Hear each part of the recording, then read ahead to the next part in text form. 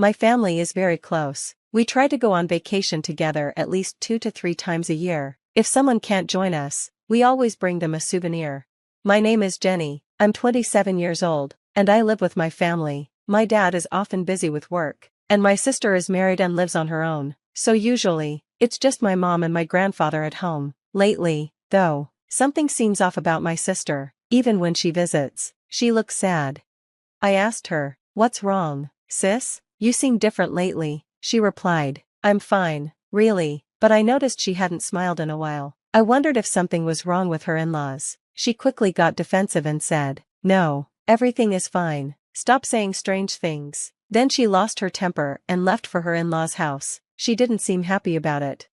A few days later, my sister came back, looking very scared. I asked her, "What's wrong? You look terrified," she said. "I'm not terrified," but I could see she was shaking. "What happened?" I pressed her. She replied, "Oh, it's just a bit cold." I was really worried about her.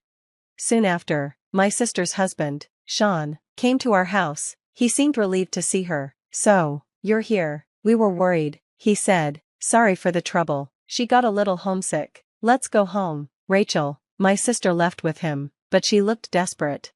I asked my mom, "Don't you think something is wrong with my sister?" Mom agreed, saying she noticed how scared Rachel looked when Sean arrived. We both worried that Rachel might be mistreated at her in-laws' house. One day, I decided to visit my sister's in-laws. Her mother-in-law, Layla, welcomed me at the door and said, "Oh my, it's been a while. Jenny, what brings you here?" I told her, "My sister has been acting strange, and I wanted to see if everything is okay." Layla replied, "Everything is fine here. There's nothing unusual." As we talked at the door, I heard a loud noise from inside the house. I asked, "What's happening? What's that noise?" Layla just said, "I don't know. I'm busy today. You should go home." I wanted to go inside, but she wouldn't let me. I tried to check on my sister, but I ended up being turned away. A few days later, something shocking happened. My sister came back home crying. "What's wrong, sis? Are you okay? What happened?" I asked my sister as she cried. She couldn't tell me what was wrong, and when I looked closely, I noticed bruises on her body. It seemed like Layla and Sean had hurt her. "This is awful. How could they do this?" I held my sister tightly, both of us crying together, but there was something even more troubling on her mind. "The baby, our baby," she said. My sister already had a child, but the baby was still very young and couldn't take care of himself. I noticed she hadn't brought the baby with her. "Where's the baby? What happened?" I asked. Through her tears, she replied, "They hurt our baby." "What do you mean they hurt him? What did they do?" I pressed her. "I've been putting up with Sean's abuse and my mother-in-law's unreasonable behavior for so long, but when I finally fought back, they threatened the baby." "That's horrible," I exclaimed. She had been enduring so much just to protect the baby, but then her voice trembled, and she couldn't speak anymore. At that moment, our grandfather arrived. "What's going on? What happened?" he asked. My sister, still crying, explained everything to him. After hearing the story, Grandpa said only, "Huh." Then, he picked up the phone. "Who are you calling?" I asked, but he didn't answer. He just said, "We're going to their house." So, he took Mom, my sister, and me in the car and drove us to Layla and Sean's home. About 10 minutes later, we arrived. Layla greeted us and said, "What a surprise to see the whole family here." She acted like she didn't know anything was wrong. "I heard that you hurt my granddaughter and my great-grandchild," Grandpa said quietly. Layla just laughed and replied, "Who cares? It's not a big deal. It's all her fault anyway." She pointed at my sister. I was confused about what my sister could be blamed for. Layla said my sister had told Sean to eat less sausage because it wasn't healthy, but he ate it every day. "What's wrong with letting him eat what he likes?" my sister asked. "And you hurt my granddaughter over that?" Grandpa asked, upset. Layla dismissed it, saying, "You're making a fuss over nothing. It's ridiculous for you to come all the way here with your whole family. Are you all fools?" She laughed, showing no shame. Grandpa was quiet, but I could see he was really angry from the lines on his forehead. Just then, Sean, my sister's husband, showed up. "Hey, Rachel, you're finally back. Did you go to your parents again? I was worried about you," he said, but he didn't seem worried at all. "Why is the whole family here?" he asked. Grandpa replied, "We're here to take you down." "Take down? What's this old man talking about?" Sean replied, looking confused. Layla and Sean laughed, but then Grandpa started to laugh, too. What are you laughing at? Sean asked angrily. Grandpa said, I was just thinking about what's going to happen to you soon. They should arrive any minute now. What are you talking about? Sean questioned. Just then, one car after another began to pull up and park in front of Layla and Sean's house. What's happening? I wondered aloud as people started getting out of the cars. Soon, a crowd surrounded the house. There must have been about 30 people. I recognized many of them. They were all my relatives. What on earth? Who are all these people? Why are so many here? I asked in shock. They're my family, Grandpa said. They heard my precious granddaughter had been mistreated and wanted to step in. Sean complained. You're crowding in front of our house like this. You're being a nuisance. Well then, let's go inside, Grandpa said. He led our relatives into the house, and despite Sean's protests, we followed him inside. In the living room, I saw my sister's baby crying. Oh no, his face is all swollen. My sister cried as she quickly picked him up. I was terrified to think they had been hurting the baby while my sister was away. Did you really hurt such a small child? I asked, concerned. Sean and Layla replied, that's not it. This was unavoidable. We didn't want to do this. Layla explained. The baby wouldn't stop crying, so we had no choice but to hit him. You don't hit a child just because they won't stop crying, I said, feeling furious. Layla and Sean were not thinking clearly. I can't forgive this. How dare you do this to my family? Some of our relatives are police officers, and we can report you for assault. Grandpa was angry as he spoke. Wait, you have police officers? But isn't this a civil matter? Sean asked, trying to defend himself. Not necessarily. If there's evidence of assault, it can become a police matter, Grandpa replied. He checked with our relatives, and they agreed. After what they did to my sister and the baby, I won't be satisfied until they're taken away by the police. But Layla and Sean kept making weak excuses. There's no need to push this hard. We just need to make sure this doesn't happen again, Layla said, her voice shaking. It seemed she realized how serious this was.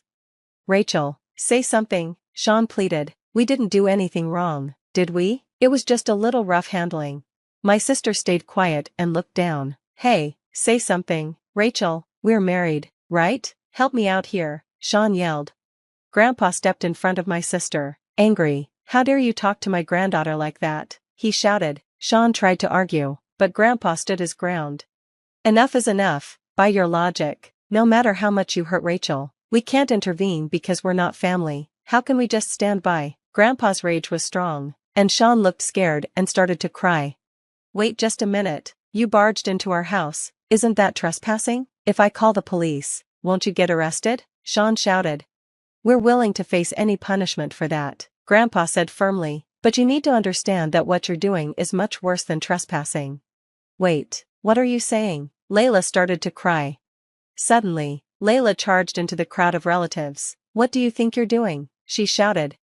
As Grandpa tried to stop her, Layla lunged at my sister. What were you thinking? Calling all these people? You're causing us problems. Go home now. Layla shook my sister by the shoulders. Fix this right now. Stop it. Let go, my sister cried. Grandpa pulled Layla away forcefully. Wow, throwing a fragile woman like that? How cruel. Layla tried to provoke him, but Grandpa didn't back down. The problem is you attacking Rachel just now. It's not my fault. We were living peacefully, and then this happens because of her, Layla exclaimed. You might have been living in peace, but Rachel wasn't. It seems you've been very cruel to her, even to your own grandchild. How can you be so shameless? Grandpa said. I'm not being shameless, I'm just stating the facts, Layla argued. Rachel, say something. You've been silent this whole time. This is all your fault, Layla shouted at my sister. Finally, my sister looked up and spoke. Mother-in-law, I don't want to live in this house anymore. What are you talking about? Layla replied, confused. You and Sean have always treated me terribly. I never thought my marriage would be like this. I want a divorce.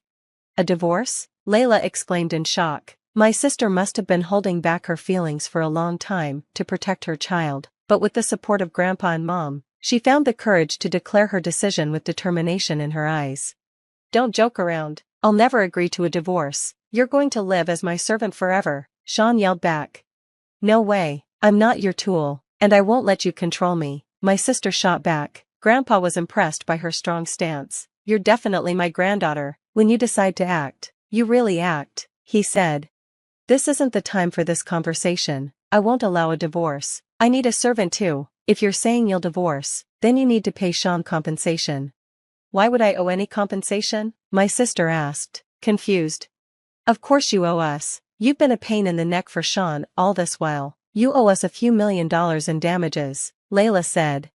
Hold on, that's out of line. Grandpa jumped back into the conversation. You've been the problem. You've treated Rachel and my great-granddaughter horribly. You should be the ones paying damages in the divorce. What? There's no way we're paying that. Besides, we don't have that kind of money, Sean protested. I won't accept any excuses. You'll pay, even in installments. We have lawyers in the family, so don't think you can just run away, Grandpa insisted. What, you even have lawyers? Sean sounded worried. Mom, what are we going to do? Should we apologize? Layla asked. What are you talking about? We don't even know if an apology will be accepted, my mom replied. But if the company finds out we're getting divorced, it will become awkward at work, Layla worried. Work? Grandpa seemed to remember something when he heard that. Come to think of it, I think I've heard of Rachel's husband's company somewhere. I remember now. Do you work for the company run by my relatives? What, you have relatives there too? Layla asked, shocked. There are plenty of punishments waiting for you, but trespassing isn't the worst of your crimes, Grandpa said. We'll need to address that first. Fired? Not just divorced, but fired? Don't joke around. I absolutely won't allow that, Sean shouted. Do you think saying you don't want to get fired will let you off the hook? Reflect on what you've done, Grandpa said firmly. Mom, do something, I'm going to get fired, Sean cried out. You people, this is outrageous. It's unfair to pile all this on us, Layla complained. Who was the one doing outrageous things first? I've only been protecting my adorable granddaughter. Grandpa's eyes were stern as he glared at Layla and Sean. They looked so frightened they couldn't even respond. Let's end this conversation here. Rachel, you can rest easy. Our relatives will handle the rest. Thank you, Grandpa, my sister said as they were leaving her in-laws' house. But Layla and Sean started crying out in despair. Wait, we were wrong. Please don't go through with the divorce. I'm begging you, Sean shouted desperately. But my sister didn't look back. She got into Grandpa's car, and they drove away. You should give up. Everything that's happened is your own doing, Layla yelled after them. Why did this have to happen? It's all Mom's fault, Sean complained. I'm not the one at fault here. You are, my mom shot back. Sean and Layla continued arguing until they were out of sight. We went home after that, leaving the legal matters to our family lawyer, the police, and the owner of Sean's company. In the end, my sister was able to divorce Sean and even got a settlement. Sean was fired from his job and had a hard time finding a new one. Finally, my sister was free, and she couldn't help but cry tears of joy. A while later, we noticed Sean hanging around our house. He seemed to want to reconcile with my sister, but she had no intention of that happening. The moment Grandpa saw Sean, he was furious. He immediately called our family member who was a police officer and had Sean arrested for stalking. After that, a restraining order was placed on Sean, and he stopped coming around our house. Finally, peace returned to our home. My sister said she plans to raise her baby with the support of our family for a while. I also help take care of the baby, and we enjoy our life together as a wonderful family.